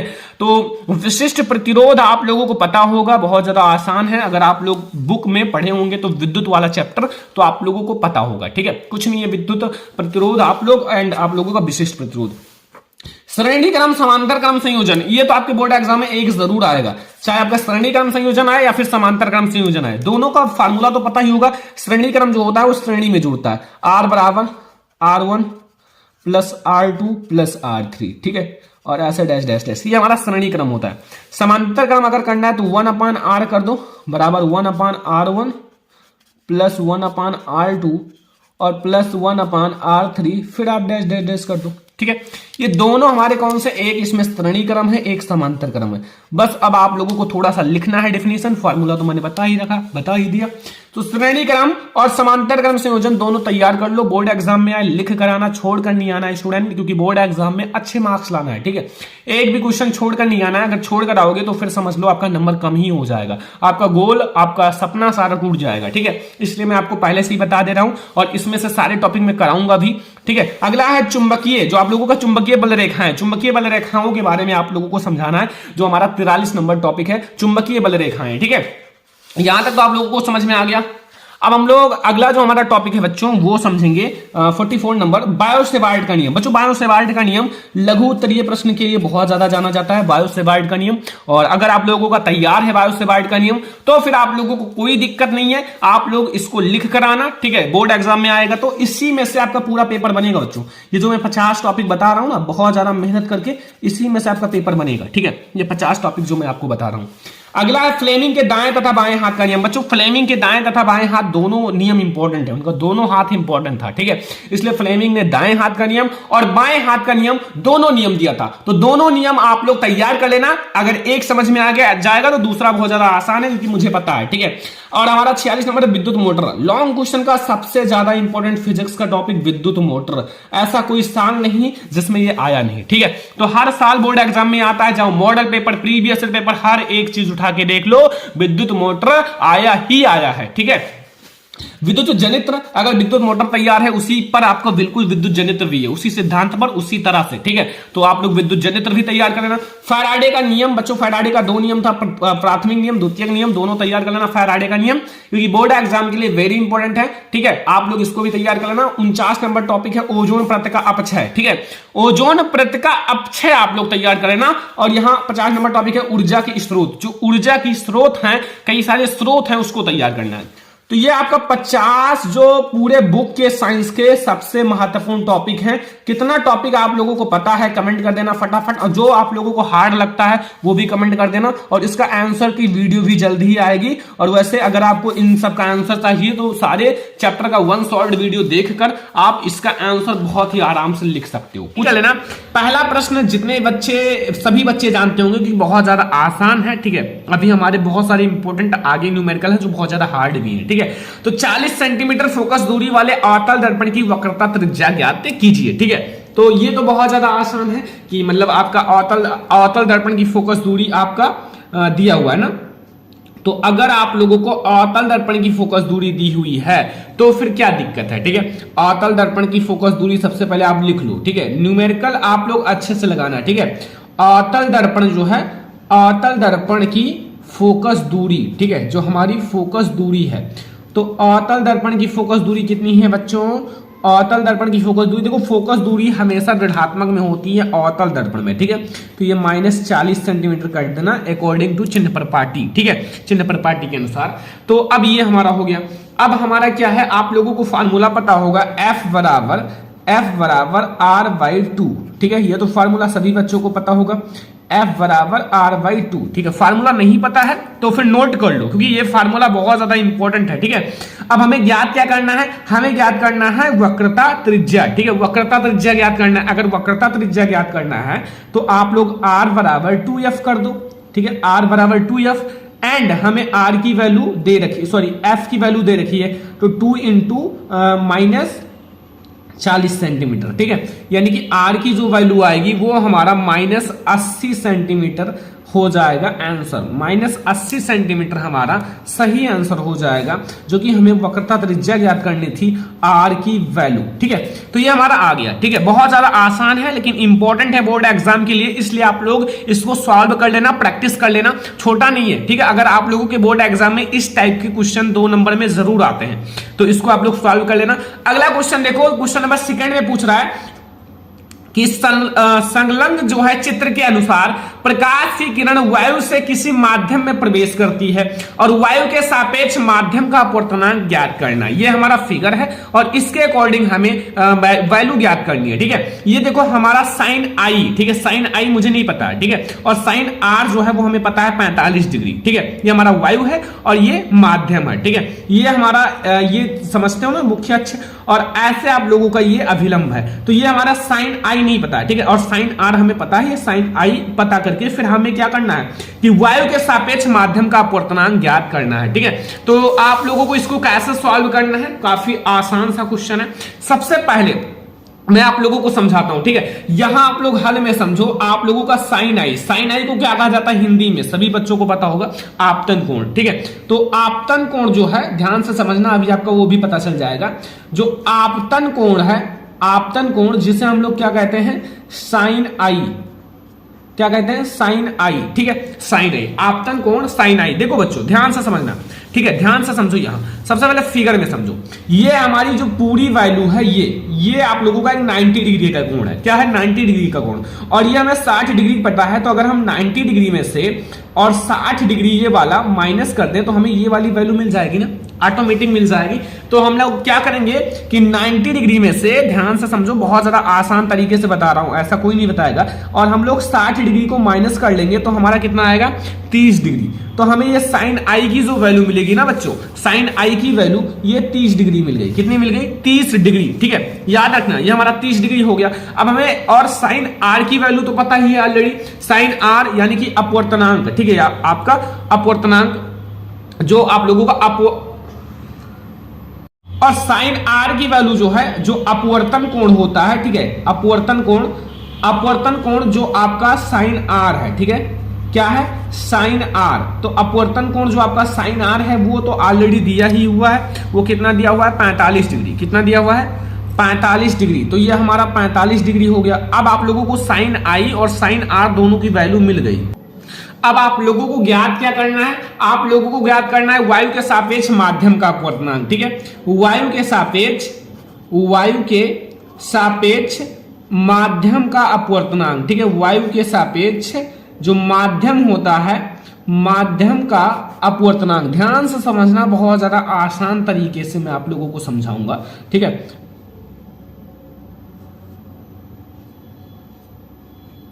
अपवर्तनांक, तो इसको आप लोग कैसे ज्ञात करोगे? इसके लिए आप लोगों को अपवर्तनांक n बराबर जो होता है वो साइन आई, ठीक है, जो साइन आई है और बटे में साइन आर, जो साइन आई की वैल्यू दे रखी है और जो साइन आर की वैल्यू दे रखी है, इसकी वैल्यू रख दो।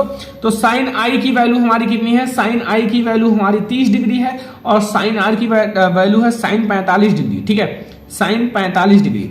अब इसकी 30 डिग्री की वैल्यू कितनी होती है? 1/2। ठीक है, 1/2। ठीक है, और 45 डिग्री की वैल्यू कितनी होती है? 1/√2। 1/√2। इतनी आपको समझ में आ गई ना? तो फिर ये आप लोगों को मिलेगा, ये आप लोगों को क्या मिलेगा? ये आप लोगों का हो जाएगा √2 ऊपर चला जाएगा और बटे में 2 नीचे चला आएगा। तो ये आप लोगों का वैल्यू हो जाएगा 1/√2। 1/√2। ये हमें आंसर मिल जाएगा। इतनी हमारी आंसर हो जाएगा। ठीक है, इसको हम लोग देखो 2 को माने 2√2, ठीक है, लिख सकते हैं इसको। ठीक है, क्योंकि ये आप लोगों का 2 जो होता है वो 2 रूट के बराबर होता है। ठीक है, तो 1 रूट से 1 रूट कट जाएगा और हमारा आएगा 1/√2। तो ये हमारी आंसर आ गई। काफी ज्यादा आसान है, फिगर आप लोगों को समझ में आ ही गया होगा।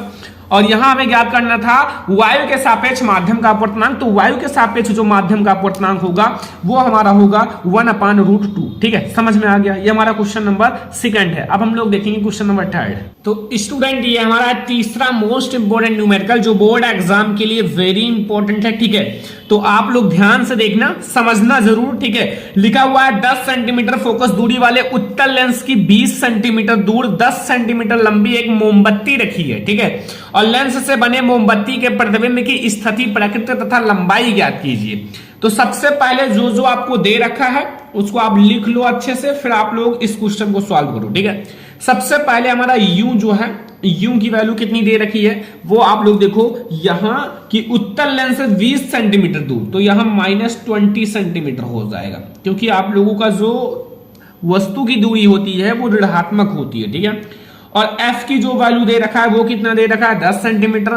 तो ये प्लस में होगा क्योंकि हमारा क्या है? उत्तल लेंस है। तो 10 सेंटीमीटर हमारा प्लस में हो जाएगा। एंड v की वैल्यू हमें ज्ञात करनी है, v की वैल्यू हमें ज्ञात करनी है। ठीक है, इतना आपको समझ में आया। अब आप लोग लेंस का सूत्र लगा दो। लेंस के सूत्र से ध्यान से समझो, जो लेंस का सूत्र होता है, लेंस के सूत्र से। अब लेंस के सूत्र से आप लोगों को पता होगा कि लेंस का सूत्र क्या होता है, सभी बच्चों को पता होगा। ठीक है, 1/f जो होता है वो बराबर होता है 1/v एंड -1/u। ये होता है लेंस के सूत्र से। ठीक है, लेंस का सूत्र यही होता है, ध्यान रखना, क्योंकि सूत्र बहुत ज्यादा इंपॉर्टेंट होता है।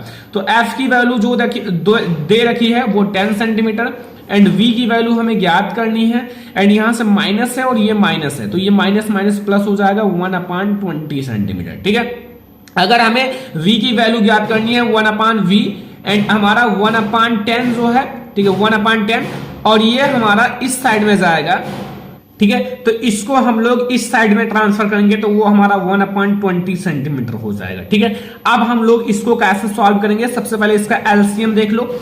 एलसीएम हमें कितना मिलेगा, वो मिलेगा 20 सेंटीमीटर। कितना मिलेगा, 20 सेंटीमीटर हमें इसका एलसीएम मिलेगा। और फिर हमारा ये एक बार, ये हमारा 2 बार जाएगा और ये 20 एक बार जाएगा। ठीक है, तो ये हमारा 1/v जो मिलेगा वो 1/20 मिलेगा। कितना मिलेगा, 1/20। और v की वैल्यू जो मिलेगी हमें 20 सेंटीमीटर मिलेगा। ये हमें v की वैल्यू मिल गई। ठीक है, v की वैल्यू हमें ज्ञात करना था, वो हमारी इतनी मिली है। ठीक है, अब v का मान तो धनात्मक है, तो अब आप लोग लिखो v का मान धनात्मक है ना, v का मान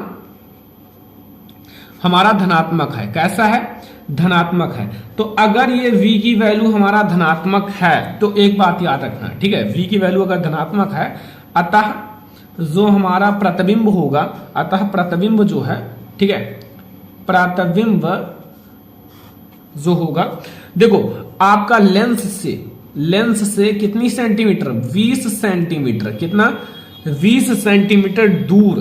ठीक है, 20 सेंटीमीटर दूरी पर या फिर दूरी पर लेंस की दूसरी ओर बनेगा। देखो लेंस की दूसरी ओर बनेगा इसीलिए धनात्मक है। अगर लेंस की उसी तरफ बनता तो वो धनात्मक नहीं होता। ठीक है, दूसरी ओर बनेगा। अगर ये ऋणात्मक होता तो लेंस की ओर ही बनता। ठीक है, जिस साइड में वस्तु है। तो ये हमारा हो गया। अब आप लोग आवर्धन ज्ञात करना है। m की वैल्यू, m बराबर हमारा h2/h1। ठीक है, h2/h1। ठीक है, ये हमारा प्रतिबिंब की लंबाई है, वस्तु की लंबाई है, v/u। ठीक है, आपका लेंस है इसलिए प्लस रहेगा। तो हमारा h2 तो नहीं दे रखा, ये हमारा क्या है, प्रतिबिंब की लंबाई हमें ज्ञात करना है। तो ये हमारा वस्तु की लंबाई 10 सेंटीमीटर, मोमबत्ती दे रखी है। मोमबत्ती कितने सेंटीमीटर का, 10 सेंटीमीटर का। v भी हमारा 20 है और u भी हमारा 20 है। तो ये हमारा कट जाएगा, एक मिलेगा वो भी माइनस में, और हमारा h2 की जो वैल्यू मिलेगी वो हमारा -10 सेंटीमीटर मिलेगा। कितना मिलेगा, -10 सेंटीमीटर। तो बच्चों ये हमें क्या मिला है, ये हमारा प्रतिबिंब जो है 10 सेंटीमीटर लंबा है। कितना है प्रतिबिंब जो हमारा है, ये प्रतिबिंब 10 सेंटीमीटर कैसा है, लंबा तथा उल्टा। देखो हमारा माइनस में है ना, तो लंबा तथा उल्टा और वास्तविक रहेगा। ठीक है, लंबा तथा उल्टा बनेगा, वास्तविक होगा। कैसा होगा, वास्तविक होगा। ध्यान रखना, वास्तविक होगा। तो बच्चों ये हमारा बहुत ज्यादा इंपॉर्टेंट न्यूमेरिकल है, मतलब बोर्ड एग्जाम के लिए मोस्ट इंपॉर्टेंट न्यूमेरिकल है। आप लोग याद रखना। ठीक है, बोर्ड एग्जाम में अगर आए तो आप लोग ऐसा ही सॉल्व करना, आराम से फार्मूला को लिखना, फिर आपको जो जो दे रखा है ऐसे ही आपको बोर्ड एग्जाम में सॉल्व करना। ठीक है, तो अब हम लोग देखेंगे अगला न्यूमेरिकल। अब हमारा आ रहा है क्वेश्चन नंबर 4। आप लोग 4 वाला क्वेश्चन ध्यान से समझना, बोर्ड एग्जाम के लिए मोस्ट इंपॉर्टेंट है। लिखा किसी अवतल लेंस से फोकस दूरी 15 सेंटीमीटर, वस्तु को लेंस से कितनी दूरी पर रखा जाए, वस्तु को, ठीक है, लेंस से कितनी दूरी पर रखा जाए कि इसके द्वारा वस्तु का लेंस से 10 सेंटीमीटर दूरी पर प्रतिबिंब बने। ये हमारा प्रतिबिंब की दूरी दे रखा है 10 सेंटीमीटर, हमें वस्तु की दूरी ज्ञात करना है। ठीक है, तो हमारी जो फोकस दूरी f दे रखी है वो कितनी दे रखी है, फोकस दूरी f वो हमारा -15 सेंटीमीटर दे रखा है। ठीक है, -15 सेंटीमीटर हमारा दे रखा है। और हमारा जो u हमें ज्ञात करना, v की वैल्यू हमें दे रखी है -10 सेंटीमीटर। कितना देखा है, -10 सेंटीमीटर। और u की वैल्यू हमें ज्ञात करनी है बच्चों, u की वैल्यू हमें ज्ञात करनी है क्योंकि हमें वस्तु की दूरी ज्ञात करनी है इसमें। ठीक है, तो अब आप लोग कैसे ज्ञात करोगे, सबसे पहले लेंस के सूत्र से समझो। लेंस के सूत्र से, तो लेंस के सूत्र से आप लोगों को लेंस का फार्मूला तो पता ही होगा, 1/f जो होगा वो बराबर होगा 1/v एंड -1/u के। ठीक है, 1/v एंड -1/u के। अब हमें u की वैल्यू ज्ञात करनी है। सबसे पहले आप यहां वैल्यू रख दो, -15 सेंटीमीटर हमारा है, एंड v की वैल्यू हमें दे रखा है -10 सेंटीमीटर। इसको आप ऊपर माइनस कर सकते हो, एंड -1/u। ठीक है, -1/u। अब आप लोग क्या करना, यहां इसको इधर ट्रांसफर कर लो। ठीक है, ये हमारा -1/u है, तो आप लोग इसको -1/u, ठीक है, और बराबर हमारा ये है -1/15, और ये हमारा माइनस जाएगा तो इधर प्लस हो जाएगा। ठीक है, प्लस हो जाएगा, वो हमारा 1/10 हो जाएगा। क्या हो जाएगा, 1/10। ठीक है, अब आप लोग देखो इसका जो एलसीएम होगा वो कितना होगा, 30, तो ये आपका 2 बार जाएगा, माइनस हो जाएगा, और ये आप लोगों का प्लस में 3 बार जाएगा। कितना बार जाएगा? 3 बार, और बराबर हमारा, ठीक है, और ये हमारा -1/u है, ठीक है, -1/u, और ये हमारा -1/u जो मिलेगा वो मिलेगा 1/30, ठीक है। अब ये 30 जो है वो माइनस से गुणा होगा, तो ये -30 सेंटीमीटर बन जाएगा। ये हमें माइनस में मिला है 30 सेंटीमीटर, ठीक है। जो हमारा वस्तु की दूरी मिलेगी वो -30 सेंटीमीटर हमारा राइट आंसर हो जाएगा, ये हमारा सही है। अब वस्तु जो है लेंस से 30 सेंटीमीटर की दूरी पर बनेगा। जो वस्तु जो है लेंस से 30 सेंटीमीटर दूरी पर बनेगा, ठीक है। और एक बात याद रखना, जो अवतल लेंस होता है, अवतल लेंस से हमेशा जो सदैव आभासी प्रतिबिंब बनता है, ठीक है। कैसा प्रतिबिंब बनता है? आभासी प्रतिबिंब, ठीक है। तो ये हमारा हो गया क्वेश्चन नंबर 4, और काफी ज्यादा आसान है, लेकिन आप लोगों को ध्यान से समझ में आ गया होगा, ठीक है। तो अब हम लोग देखेंगे क्वेश्चन नंबर 5। क्वेश्चन नंबर 5 देखो कि वायु के सापेक्ष, ठीक है, किसी द्रव का क्रांतिक कोण 45 डिग्री है, तो उस द्रव का अपवर्तनांक ज्ञात कीजिए, ठीक है। यहां आप लोगों को अपवर्तनांक ज्ञात करना है, ठीक है, उस द्रव का आप लोगों को अपवर्तनांक ज्ञात करना है। तो ये तो बहुत ज्यादा आसान सा क्वेश्चन है, ठीक है। वायु के सापेक्ष जो द्रव का अपवर्तनांक है, वायु के सापेक्ष, ठीक है, वायु के सापेक्ष जो द्रव का अपवर्तनांक है, क्या है? जो हमारा द्रव है, द्रव का अपवर्तनांक, वो हमारा आप लोगों को फार्मूला पता होगा क्रांतिक कोण अपवर्तनांक के बीच में 1/sin c। क्या होता है? 1/sin c, ठीक है। अब आप लोग यहां जो sin c है वो क्या है? क्रांतिक कोण है। तो आप लोग वैल्यू रख दो 1/sin c की वैल्यू 45 डिग्री रख दो, क्रांतिक कोण, और यहां हमें क्या मिलेगा? 45 डिग्री की वैल्यू होती है 1/√2, ठीक है। तो ये हमारा मिल जाएगा √2 आंसर। काफी ज्यादा इजी है, लेकिन बोर्ड एग्जाम में बहुत ही बार आया हुआ है 2 नंबर में, ठीक है। तो ये आप लोगों का वायु के सापेक्ष किसी द्रव का क्रांतिक कोण 45 डिग्री है, तो उस द्रव का अपवर्तनांक आप लोगों को √2 सही है, ठीक है। तो ये हमारा क्वेश्चन नंबर 5 है। अब हम लोग देखेंगे अगला क्वेश्चन, जो हमारा क्वेश्चन नंबर 6 है, जो बोर्ड एग्जाम के लिए मोस्ट इंपॉर्टेंट है। आप लोग ध्यान से समझना। क्वेश्चन नंबर 6 में आप लोगों से क्या पूछ रहा है? एक प्रिज्म का कोण जो है वो 60 डिग्री है। जो प्रिज्म है, प्रिज्म का कोण जो है 60 डिग्री है, तथा अल्पतम विचलन कोण 38 डिग्री है, 38 डिग्री। और प्रिज्म के पदार्थ का अपवर्तनांक ज्ञात कीजिए। साइन आप लोगों का 49 डिग्री की वैल्यू दे रखी है 0.75, ठीक है। अब आप लोगों को यहां सबसे पहले लिख लेना है जो हमें दे रखा है, ठीक है। ये बहुत ज्यादा इंपॉर्टेंट एंड बहुत ज्यादा हार्ड है, ठीक है, दिया है। सबसे पहले आप लोगों को क्या दिया हुआ?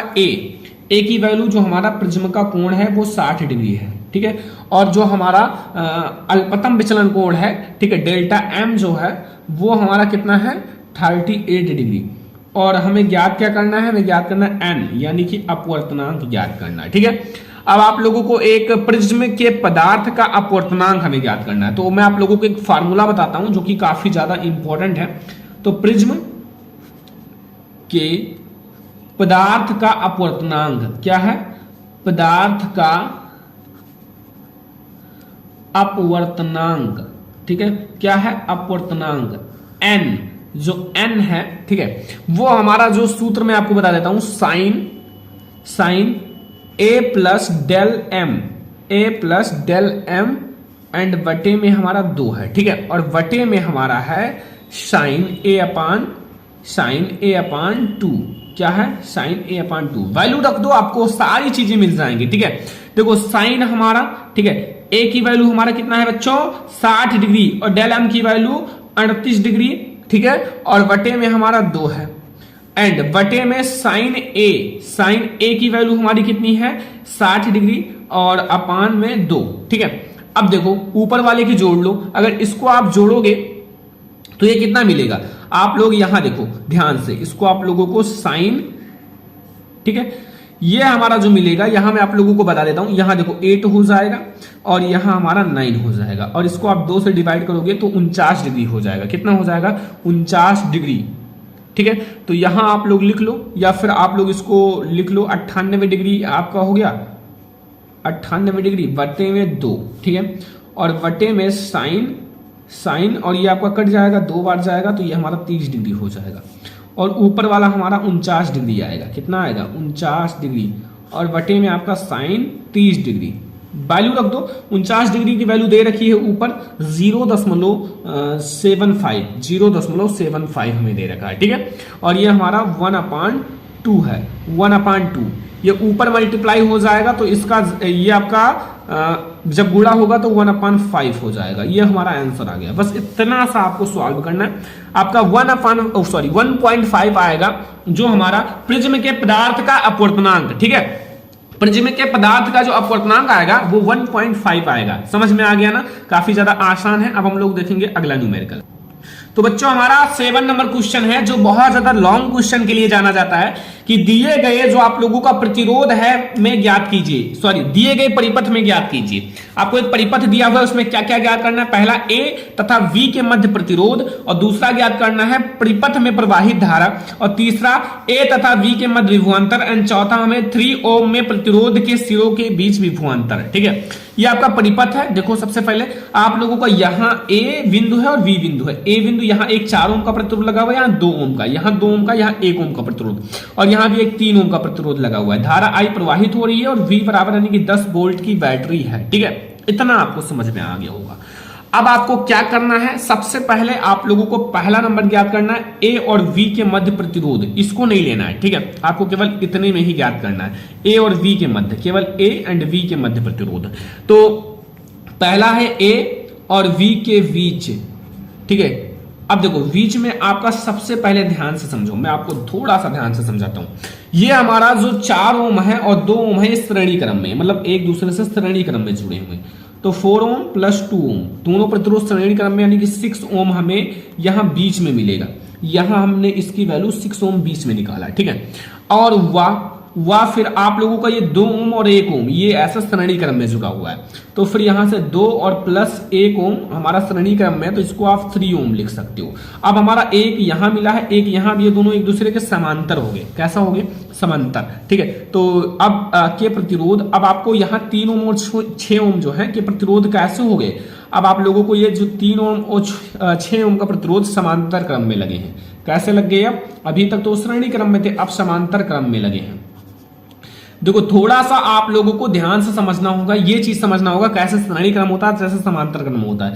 श्रेणी क्रम मतलब एक लाइन से जुड़ना, श्रेणी क्रम ये, ठीक है। और समांतर क्रम का मतलब है एक दूसरे के ऊपर नीचे, जैसे यहाँ है फिर यहाँ पर, तो ये एक दूसरे के समांतर क्रम में है, ठीक है। तो अब आप लोगों का ये समांतर क्रम में हो गया। तो A और V के बीच तुल्य प्रतिरोध R जो मिलेगा, A व B के मध्य तुल्य प्रतिरोध R क्या है? तुल्य प्रतिरोध R। अब हम लोग R की वैल्यू ज्ञात कर रहे हैं ना, R1 आप इसको मान लो R1 है। अब देखो इसको आप समांतर क्रम में जोड़ दो, फिर आपकी वैल्यू आ जाएगी। यहाँ 1/R1 कर लो, तो यहाँ हमारा होगा 1/6 जो है वो समांतर क्रम में, 1/3 दोनों समांतर क्रम में है। तो इसका जो एलसीएम होगा वो 6 हो जाएगा, ठीक है। और यहाँ आपका 6 हो गया ना, तो यहाँ आपका एक बार जाएगा और यहाँ आपका 2 बार जाएगा। तो 3/6 और ये वैल्यू जो हमारी आएगी वो कितनी आएगी? 1/R' बराबर 1/2 क्या होगा? 1/2। और यहाँ से R1 कर लो, R1 जो हमें मिलेगी वो 2 ओम मिलेगा। ये हमारा हो गया बच्चों पहला, जो हमारा पहला नंबर स्टेप। पहला नंबर स्टेप इतना था, ठीक है, जो हमें ज्ञात करना था A और V के मध्य प्रतिरोध। दूसरा है परिपथ में प्रवाहित धारा। अब धारा ज्ञात करनी है, जो परिपथ में प्रवाहित धारा, यानी कि जो हमारा दूसरा नंबर है वो हमें ज्ञात करना है परिपथ में प्रवाहित धारा, ठीक है। अब धारा ज्ञात करने के लिए आपको पूरे परिपथ में ज्ञात करना है ना, तो अब आपको ये 3 ओम वाला प्रतिरोध भी लेना होगा। ये आपका एक श्रेणी क्रम में जुड़ गया, ठीक है। एक हमारा पूरा जो है वो 2 ओम का है और ये हमें एक 3 ओम का प्रतिरोध है, ठीक है। इनको आप लोग जोड़ लो। देखो सबसे पहले जो आप लोगों का परिपथ में हमें अगर प्रवाहित धारा ज्ञात करनी है, ठीक है, तो अब आप लोगों को सबसे पहले तुल्य प्रतिरोध, परिपथ में तुल्य प्रतिरोध ज्ञात कर लो। परिपथ में तुल्य प्रतिरोध क्या है? तुल्य प्रतिरोध, एक तो हमारा 3 ओम का और श्रेणी क्रम में जोड़ लो बस, ठीक है। तो 3 ओम का एक और आपका प्रतिरोध जुड़ गया है, तो हमारा एक तो ये है 2 ओम का, ठीक है, यानी कि R1 इसको जैसे हमारा तुल्य प्रतिरोध R मान लो, R1 और प्लस हमारा 3 ओम का एक और प्रतिरोध है, ठीक है। तो यहां से आपकी जो R की वैल्यू आएगी वो 2 + 3, यानी कि R की वैल्यू आएगी 5 ओम। क्या आएगा? 5 ओम, ठीक है। R की वैल्यू हमें क्या मिल गया स्टूडेंट? 5 ओम। ये हमें मिल गया 5 ओम, ठीक है। R की वैल्यू अगर आपको 5 ओम मिला है तो फिर अब आप लोगों को क्या करना है? अब आप लोगों को R की वैल्यू मिल ही गई, तो अब आप लोग धारा I ज्ञात करना। I बराबर जो होता है वो B/R होता है, ठीक है। R की वैल्यू हमें मिल गई, I हमें ज्ञात करना है। तो V की वैल्यू भी दे रखी है, देख लो यहाँ विभवांतर जो हमें 10 वोल्ट दे रखा है। तो 10 और बटे में हमारा जो V की आपका R की वैल्यू मिली है 5, तो यानी कि I की वैल्यू जो मिलेगी वो हमारा 2 एम्पियर मिलेगा। क्या मिलेगा? 2 एम्पियर मिलेगा बच्चों, ठीक है। ये हमारा दूसरा हो गया पूरे परिपथ में प्रवाहित धारा। बस आपको परिपथ में पूरी प्रवाहित धारा और A और V के मध्य विभवांतर, A और V के मध्य हमें विभवांतर ज्ञात करना है, ठीक है। अब ध्यान से समझो, कई सारे स्टेप हैं। तो A और V के मध्य अगर विभवांतर ज्ञात करना है, तीसरा नंबर स्टेप है, ठीक है। A और V के मध्य विभवांतर, A व V के मध्य विभवांतर, ठीक है, विभवांतर, A व V के मध्य विभवांतर। यानी कि अगर आपको विभवांतर ज्ञात करना है तो हमारा V बराबर क्या होता है? IR, ठीक है।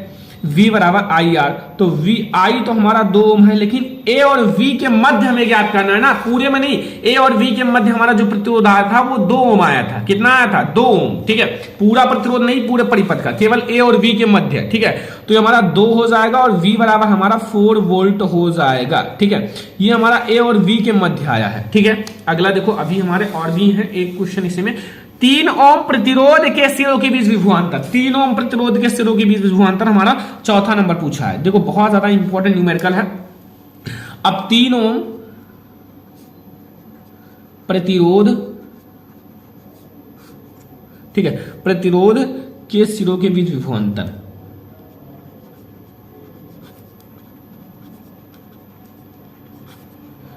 विभवांतर, ठीक है, विभवांतर। तो अब आपको ये ज्ञात करना है, तो V बराबर आपका IR होता ही है। I का आपका वैल्यू दे ही रखा है, R आपका 3 ओम दे रखा है, I की वैल्यू 2 है और ये 3 है, यानी कि V बराबर आपका 6 वोल्ट। बस इतना सा, बहुत ज्यादा हार्ड नहीं है, ठीक है, लेकिन आपका लॉन्ग है। तो ये आप लोगों का हो गया पूरा न्यूमेरिकल। देख सकते हो मैंने चारों स्टेप ज्ञात कर लिया, 2 स्टेप, फिर यहाँ से तीसरा और चौथा स्टेप, ठीक है। तो ये है आज का हमारा मोस्ट इंपोर्टेंट न्यूमेरिकल। और भी वीडियोस आप लोगों के लिए न्यूमेरिकल का लाया जाएगा जो बोर्ड एग्जाम के लिए मोस्ट इंपोर्टेंट है।